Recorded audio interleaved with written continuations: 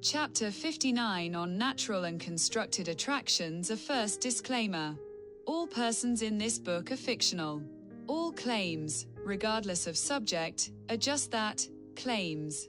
Some are rooted in empirical facts, while others are pure imagination.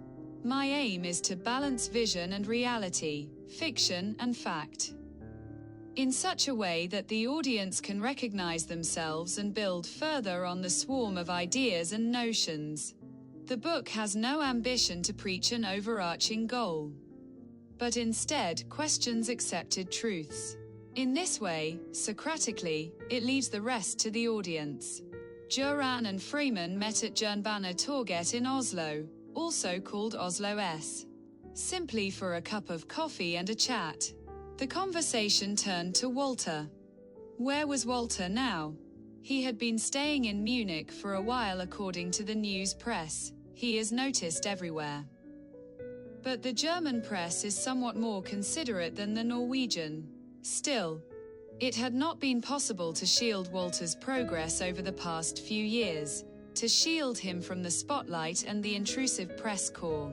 But after all, he had emerged from the trio. The three small composers at Högbro Square and what they represented, free expression. Didn't they deserve some of the credit for Walter's success? Freeman could share an interesting anecdote regarding attraction. He used an example from the chemistry laboratory at Oslo Cathedral School. He clearly remembered the inspiring teacher he had been fortunate to be taught by during those years in upper secondary school.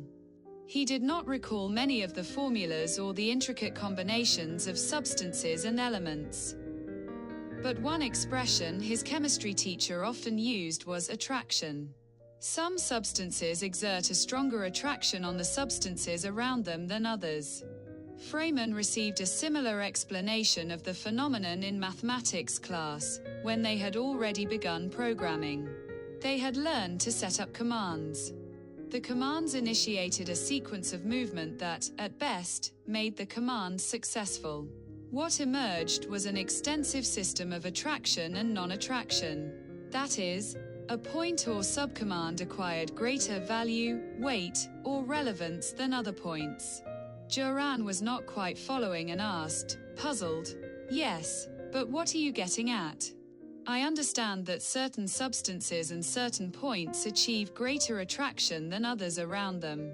Freeman replied briefly, "Exactly. But that's how it is among us humans too. We want everyone to be equal. We so dearly want to be the same. Some say that we are all equal before God. Yes, fine. Thanks to the Lord for that statement. But we are not equal. We are very different. Some possess the attraction I just tried to illustrate." Freeman continued. "Others have little or none." "Yes," said Göran, "but in relation to what, or whom?" The gentleman continued the discussion back and forth, but concluded that there is no definitive answer with two lines under it. There is a bundle of answers that together form a satisfactory conclusion. From a mechanical naturalistic evolutionary standpoint, attraction seems logical in order to create movement. A movement toward a new mutation or an improvement of what already exists, that is, the excellence of evolution. Pure facts at play. The water's path from the mountain stream to the great ocean. But Göran placed greater emphasis on social constructions. He believed that we humans defy nature and create new laws of attraction.